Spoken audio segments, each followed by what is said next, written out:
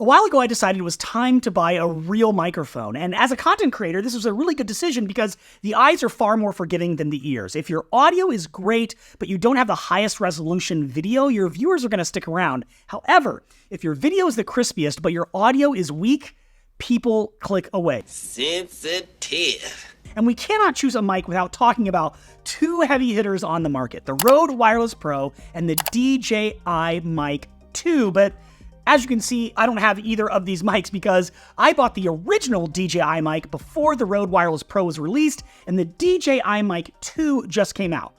But I'm like you. I'm doing the research to see if I need to upgrade, and if I do need to upgrade, which model is right for me. Well, I have the answer. I've watched tons of videos, I've done tons of research, I have the answers for you. So let me answer the questions you've been asking about these two microphone powerhouses. But first, click subscribe. And while you're down there, let me know which mic you're more excited about, the DJI MIC 2 or the Rode Wireless Pro in the comments. Let's get into it. My name is Patrick. I'm a creator living in New York City, and I help other creators crush it online. Let's start with some aesthetics and accessories. Both of these cases will charge the microphones, which was not something the original Rode Wireless Go did. And here's another huge thing. Even though the transmitters of the DJI and Rode systems are microphones themselves, only the Rode Wireless Pro comes with two additional lavalier mics, whereas the DJI mic system does not on the original version or the DJI MIC 2. This is important because both the DJI and Rode systems get the same complaint from almost everyone that uses them. Both of these systems have this huge logo on the transmitters. It's huge! This is humongous. And it looks really tacky to have a logo like this on your talent. This is why you see most people putting the transmitter inside of their shirt and then putting the magnet outside of their shirt so that the logo is hidden. And guess what DJI did on the DJI MIC 2? They also put the logo on the magnet as well, probably because they notice people doing this and they want their logo shown. Why? What? Magnets! Oh! Having these additional lavalier mics included in the price of the Rode Wireless Pro gets that logo out of your shot, and that's a big win.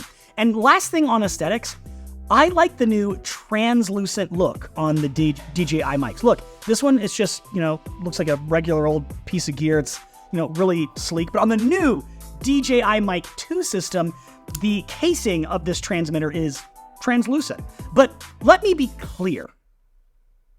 See what I did there? Creators want mics to be hidden away, not seen, because they want talent featured. Seeing a bunch of gear in your shot isn't always good. That makes these huge logos and translucent designs a roadblock for creators.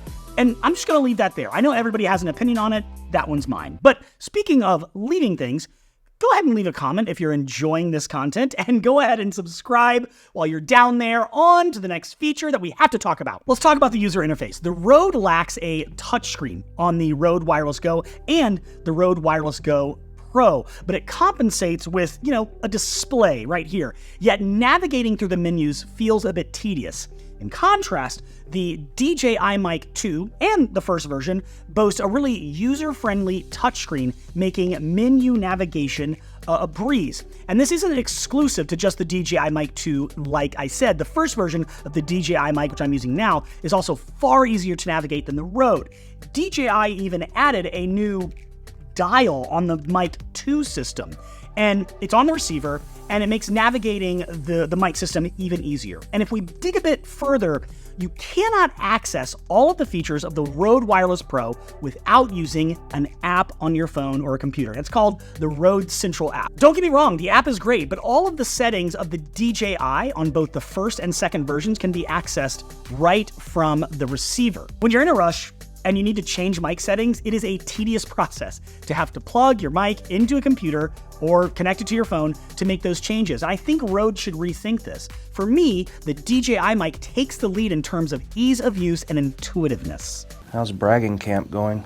I'm gonna be honest with you, I can't remember the last time I used my DJI mic receiver or my Rode Wireless Go receiver. This is because both the Rode and the DJI transmitters offer internal recording, eliminating the need for receivers in certain situations. They're in the computer? Full disclosure, this is meant mostly to be a backup recording. So you're sending audio through your transmitter to your receiver, which is plugged into your camera, and that's your audio, and this is your backup.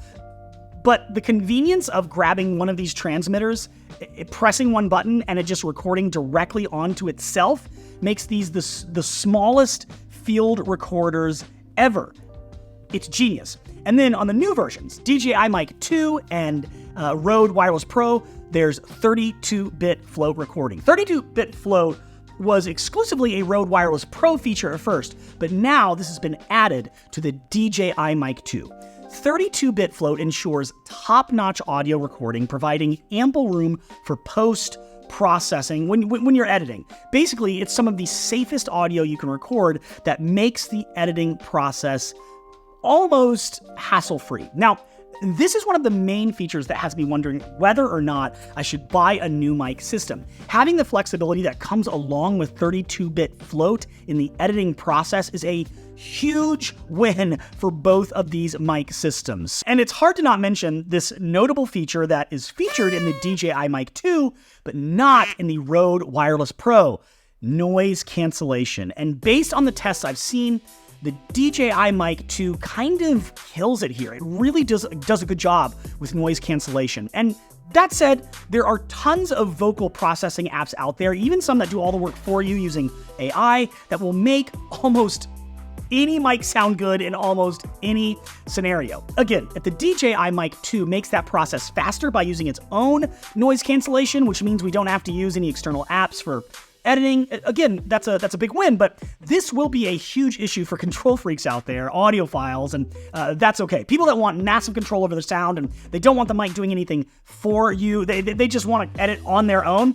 We see you and we love you, but some people are really going to want this feature, and the Rode Wireless Pro just doesn't have it, whereas the DJI MIC 2 does. Okay, when it comes to range, multiple reviewers will confirm that the DJI MIC 2 outshines the Rode Wireless Pro in stability and range, showcasing impressive performance even at almost half a kilometer or 0.3 miles away from the receiver.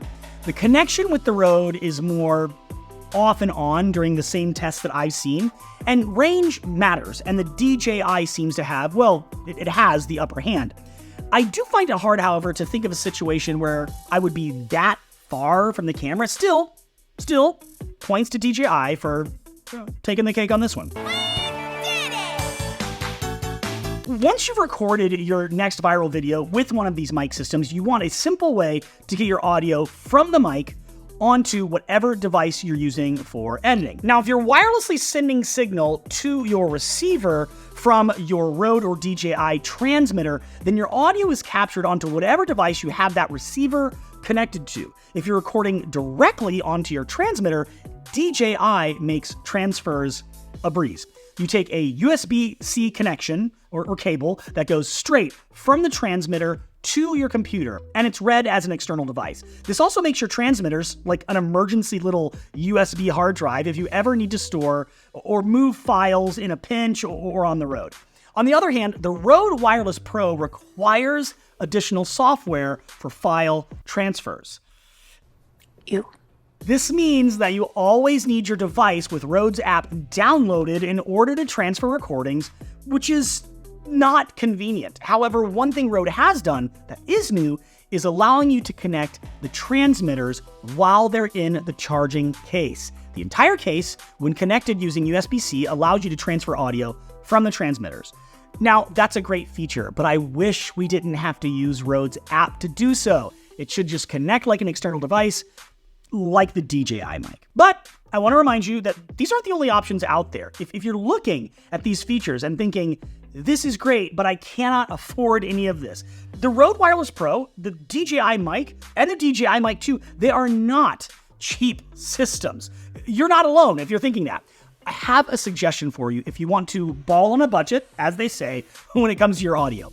You're going to want to check out the Ulanzi AM18. It's a microphone system very similar to these. I reviewed it recently in a video. It's a great sounding mic system, similar to DJI and Rode, but it's only $99. Wow. Now, yes, this means you miss out on some of the features in the more expensive models, but like I said, it sounds great. Watch my video. You can find it linked down below.